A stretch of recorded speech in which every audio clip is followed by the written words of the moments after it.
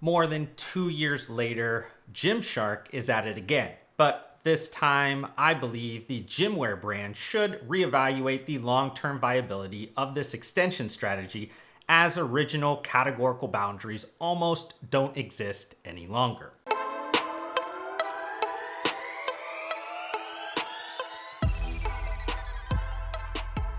For the portion of my audience that's been riding with me over at least the last few years, you might recall a piece of Gymshark content that I created in March 2023.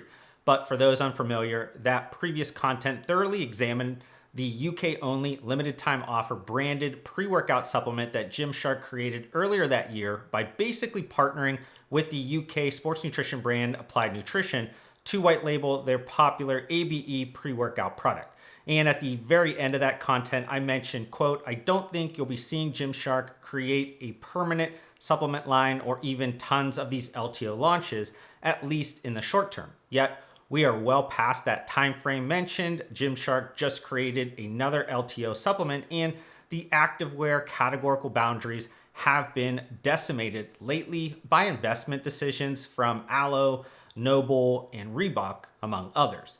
So I thought it was time to relook at my previous consideration of, is this the start of something more or just a one-off test for Gymshark? But before we begin, I wanted to quickly thank today's sponsor, DOS.com. They're building the first adaptive resource platform, think digital clone of your real-world operations for full supply chain visibility and manual process automation. Whether you're balancing spreadsheets or have an existing ERP, they work with brands to make sure there's no gaps. With DOS, simplify everything from orders and inventory to procurement and demand planning. Learn more at the link in the description. But let's start by recalling a base case perspective shared within a few earlier relevant content pieces where I stated from Nike to Lululemon to ALO, these activewear brands aren't just selling apparel, they're selling a lifestyle. Essentially, it's my belief that in today's marketplace, younger consumers especially are increasingly looking for visionary brands that are radically and bravely changing both our individual and global cultures with exciting and bold new lifestyle choices. And everything starts with defining and then delivering an unmistakable, authentic self. As it isn't just a matter of brand strategy, it's critical to commercial survival. Because don't get it twisted, the real competitive advantage comes from a bold strategic narrative that guides the entire internal and external business activity. It's the strategic substance with signature style that sets a brand apart from the landscape of lesser alternatives. Though at this point, it almost seems expectations have risen to such a point that brands must continue to innovate around their consumer-specific lifestyle, while most importantly aligning those innovations to nurture its brand ethos and attitude. And not only that, but seeking to seamlessly become truly essential, visible, and celebrated parts of its customers' lives without them even realizing it. Brands are required to continually and almost gradually change shape to predict its customers' needs. So if you weren't picking up what I was putting down, strategic narrative boldness is attractive and brand distinctiveness is highly defensible from a competitive landscape perspective, but has become increasingly rare and difficult to achieve as it requires both an artistic and scientific approach to create a unifying central idea with the right combination and orchestration of all brand elements. Yet, as I mentioned earlier, several activewear brands have recently made strategic investments that sought to innovate around their consumer-specific lifestyles and altered legacy categorical boundaries. And just quickly recapping those to provide a stronger contextual background, the first example was ALO Yoga that internally developed its 3 SKU stackable wellness system that launched in August of 2023. And since then, product feedback has been strong enough that the ALO Wellness supplement line has substantially grown total SKU count. Next, an example of entering the supplement category through M&A happened in January 2024 when NOBULL acquired Tom Brady's wellness company TB12. Then in late 2024, Reebok decided to enter the world of nutritional supplements by leveraging a licensing partnership, which made the most strategic sense when you consider that the multi-billion-dollar global activewear brand is now owned by the world's largest sports and entertainment licensing company, Authentic Brand Group. But what about Gymshark? Why hasn't the activewear brand evolved past traditional product category constraints to own a larger slice of its customers' identity?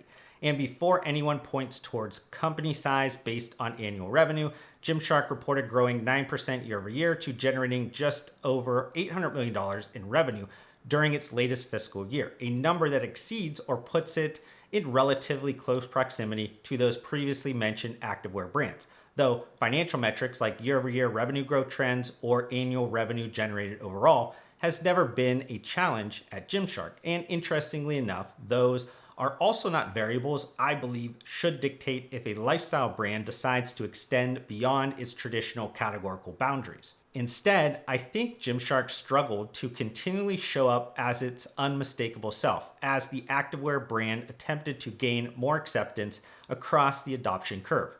Said another way, Gymshark got lost during its pursuit of more customers, and that would have been an absolutely horrible time to attempt evolving past traditional product category constraints to own a larger slice of its customers' identity.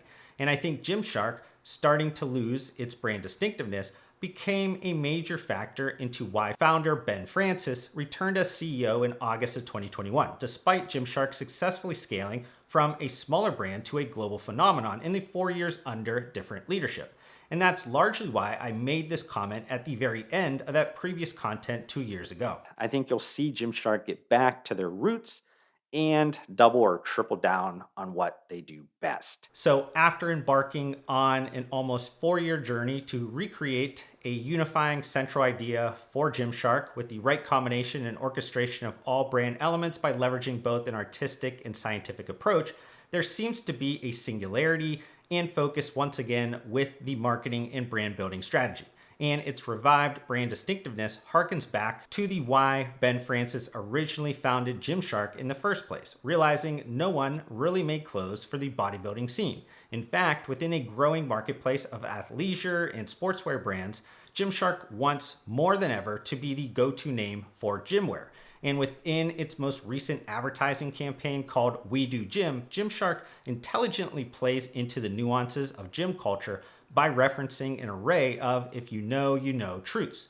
Furthermore, Gymshark realizes that cementing its reason for existing requires supporting gym enthusiast communities in real life. And Gymshark recently pulled off an ingenious experiential marketing event motivated by the simple insight that most High Rocks event finisher patches are forgotten or lost. So within the retro launderette and custom tailoring pop-up, Gymshark brought its brand to life with quiet nods to the brand's roots, like photos of Gymshark founder Ben Francis at his first sewing machine, but it went beyond nostalgic imagery as sports nutrition brand Pure Sport joined the High Rocks London pop-up experience by creating electrolytes, a co-branded electrolyte supplement served in detergent-style cartons for post-race recovery. And if you're confused why sports nutrition products are important to Gymshark, it's probably because you haven't heard the founding story fun fact that Ben Francis initially created a supplement e-commerce website before quickly pivoting into apparel. But considering that company history, a refocus towards gym culture, and launching 2 co-branded LTO supplements within about a 2-year time span, should Gymshark more deeply consider the permanence and long-term viability of this extension strategy? But with exploring that question, maybe it's best to replay some of my thoughts from that previous content from March 2023. I'm also certain that the Gymshark team is very talented and has proven that they can create products that hit consumers in their hearts and their minds. Pair that with the millions of highly engaged global consumers that would likely be willing to try recommendations from a brand they've trusted along their health and fitness journey, and Gymshark could very well create a supplement lineup that's successful. So even though launching Gymshark Nutrition would undoubtedly create a loss of focus on the core business, and the current landscape is arguably even more challenging and uncertain for the apparel industry, I'm convinced Gymshark could successfully evolve past traditional product category constraints to own a larger slice of its customers' identity. Additionally, I think the recent Chief Commercial Officer promotion and a main strategic initiative of her role involves creating the architecture to introduce new products It shows that Gymshark is serious about extending the brand. Now, that obviously doesn't infer Gymshark Nutrition will be a reality soon, if ever, but previous testing of LTO co-branded supplements provides substantial significance that sports nutrition could be included within the innovation pipeline. Furthermore, Gymshark recently introduced its first ever loyalty program, and the brand is rewarding customers not only for purchases, but also using its training app. And that makes me think about how ALO Yoga left a product extension breadcrumb when it started nutrition category content marketing on its paid fitness platform about 6 months before the launch of its stackable wellness system supplements. But regardless, if Gymshark was one of my strategy consulting clients, I'd be advising them to be patient for at least another year before jumping into any product extensions as drastic as nutritional supplements. And that's because Gymshark still has its hands full, from executing on the community-centric aspects of that new loyalty program and supporting the revived brand distinctiveness to scaling new sales channels and geographical expansion during a period of global trade tensions. But I hope you enjoyed the first principles thinking that went into my latest YouTube video. If you did, can you do me a favor by hitting that like button? That quick and free action helps YouTube know my content is worth spreading to more people. Also, we're getting really close to reaching my next subscriber goal, and it would be great if you join me on this journey. But to do that, we need to fix the fact that slightly more than 3/4 of you that are watching this video right now are not subscribed to my YouTube channel, and that hurts my feelings. Regardless, I want to thank you for giving me some of your attention and time, and I'll see you on the next one.